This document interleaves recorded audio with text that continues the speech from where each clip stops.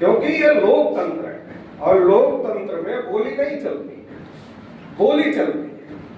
मान लो चौराहे पर हमारे आदमी को रोका तो बोली थोड़ी मार रहा था किसी को, बोली ही बोल रहा था और बोली बोलना बर्दाश्त नहीं हुआ इसलिए रोका।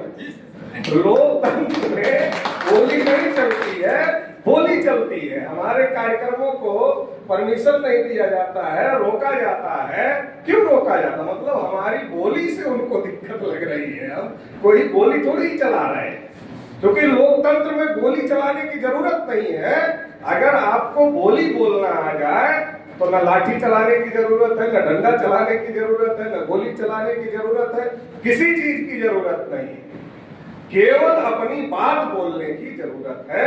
अगर आप अपनी बात बोलेंगे, सही तरीके से बोलेंगे, तो लोकतंत्र में लोग आपके साथ खड़े होंगे।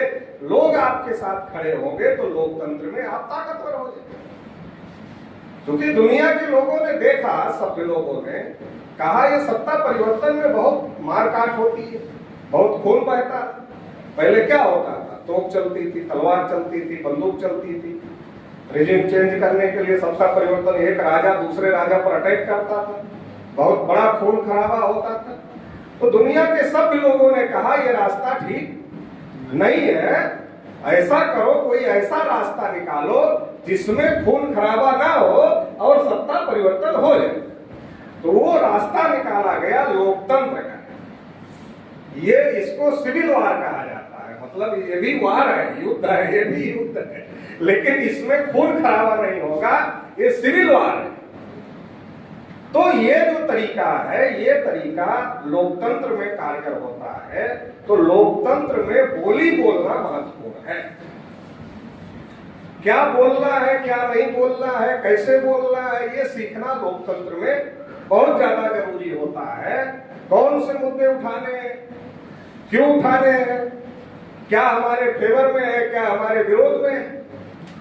अब जब हम अपने लोगों को नहीं समझाते, हमारे पढ़े लिखे समझदार लोग नहीं समझाते, तो हमारे दूसरे लोग गलत बातें उनको बता देते हैं और वो सुन लेते हैं, उनको ठीक लगता है। ठीक लगता है तो चौराहे पर उसको डंके की चोट पर बोलते रहते हैं। बोलते हमारे लोग हैं, फायदा बुलवाने वाले को होता है। तो इसलिए हम लोगों ने यह तय किया कि जो मुद्दे हमारे हैं, जिनको मीडिया हाइड कर रही है, तो उसको हाईलाइट करने का काम किसका? मीडिया हाइड कर रही है तो हमें हाईलाइट करना। जैसे मान लो अभी जाति आधारित जनगणना का मुद्दा है, सरकार ने कैबिनेट में कहा कि करेंगे और नोटिफिकेशन जारी किया तो उसमें गायब कर दिया। कितने अखबार में, कितने मीडिया में इस पर डिबेट हो रही। ओबीसी की आबादी बिहार में 64% है। जो बिहार में अभी लेटेस्ट सर्वे हुआ उसमें 64% ओबीसी की आबादी है। अगर देश में सर्वे हो तो यह देश में 64-65% हो सकता है, अगर देश में गिनती होती है। तो ये 64% लोगों से जुड़े हुए मुद्दे पर सरकार चोरी से पीछे हट गई। बोलकर नहीं, चोरी से, किसी को बता नहीं रहे और चोरी से सरकार पीछे हट गई। सरकार चोरी से पीछे हट गई और अखबार, टीवी चैनल उस चोरी में सरकार का साथ दे रहे। वो उस पर डिबेट करने के लिए नहीं तैयार है, उस पर बोलने के लिए नहीं तैयार है, उस पर आर्टिकल लिखने के लिए नहीं तैयार है। इसलिए लोगों को पता नहीं चल रहा। तो इसलिए हम लोगों ने तय किया कि ये मुद्दा हम लोग अपने लोगों तक पहुंचाने का काम करें,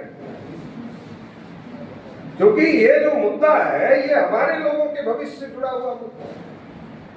आजादी को 78 साल हो गए और 78 साल की आजादी में देश में जानवरों की गिनती हो रही है, कुत्तों की भी हो रही है। और ट्रेन बस में जो हम लोग जाते हैं तो ताली बजाकर जो मानते हैं उनको क्या बोलते हैं आप? तो जो बोलते हैं उनकी भी हो रही, उनकी भी हो रही, मगर हमारी नहीं हो रही, ओबीसी की नहीं हो रही। जब मैं ऐसा बोलता हूं तो बहुत सारे ओबीसी के लोग हमको कहते हैं इतना ज्यादा बोलते हैं तो बहुत बुरा लगता है। आप ऐसे भी तो कह सकते हैं कि वो ओबीसी की नहीं हो रही है, हमने कहा थोड़ा बुरा लगना जरूरी है, क्योंकि जब बुरा लगता है तो दिमाग पर जोर पड़ता है, और जब तक बुरा नहीं लगता तब तक दिमाग पर जोर नहीं पड़ता है। जब तक दिमाग पर जोर नहीं पड़ेगा तब तक आदमी लड़ाई लड़ने के लिए तैयार नहीं होगा। जैसे आप लोगों के घरों में पुरानी गाड़ी होगी तो 1 महीने 1.5 महीने उसको स्टार्ट मत करिए, तो क्या होगा, उसकी बैटरी डिस्चार्ज हो जाएगी। फिर आप सेल्फ लगाएंगे तो चार्ज नहीं हो, तो चालू नहीं होगी। फिर आप क्या करेंगे, 2-4 हट्टे कट्टे नौजवानों को बुलाएंगे और कहेंगे भाई धक्का लगा दो।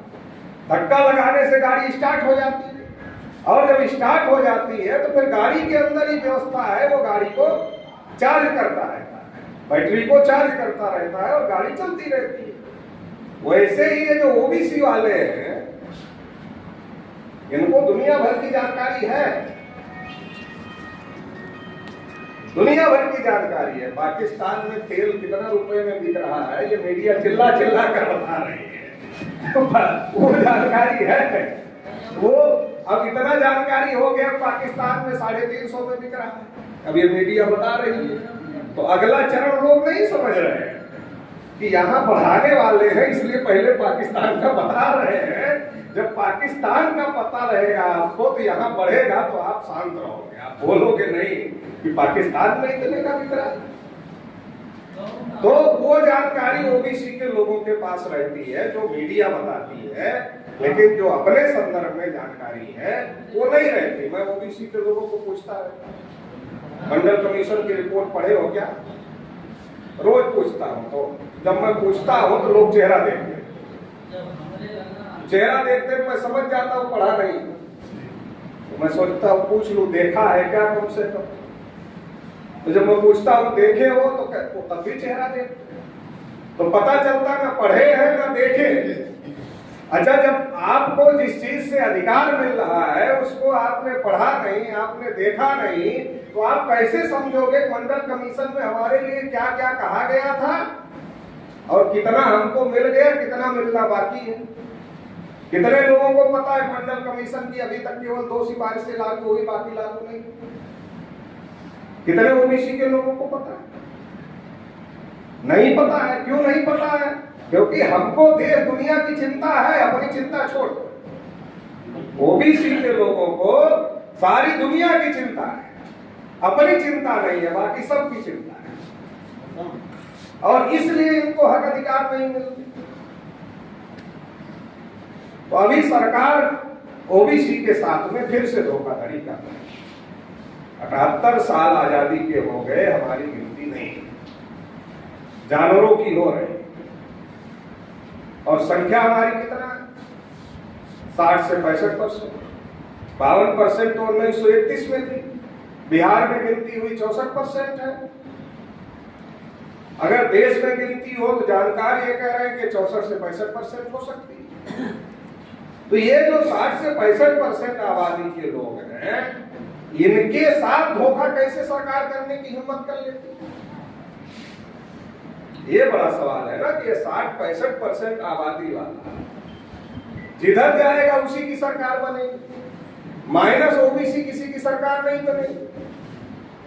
तो ये 60 से 65% आबादी वाला जो है, इसके साथ कोई सरकार धोखेबाजी करने की हिम्मत क्यों कर लेती? तो इसके साथ धोखेबाजी करने की हिम्मत इसलिए कर लेती है कि ये 60-65 वाला अपने हक अधिकार को लेकर जागृत नहीं। तो ये वोट कैसे देता है? किसको हराना है इसके लिए वोट देता है, किसको हराना है इसके लिए वोट देता है, जाति के आदमी को टिकट मिल गया इसके लिए वोट देता है, मुसलमान के खिलाफ कौन काम कर रहा है इसके लिए वोट देता है, अपने हक अधिकार के लिए वोट नहीं देता है। जब अपने हक अधिकार के लिए वोट नहीं देता है, जाति और धर्म के नाम पर वोट देता है, तो फिर क्या होगा? फिर वैल्यू क्या रहेगी? वोट लेने वालों को पता है तो जाति धर्म के नाम पर वोट नहीं है। हर जाति का नेता उसकी जाति में आता है और क्या कहता है? अपनी जाति पीछे रह गई, बाकी जाति आगे चली।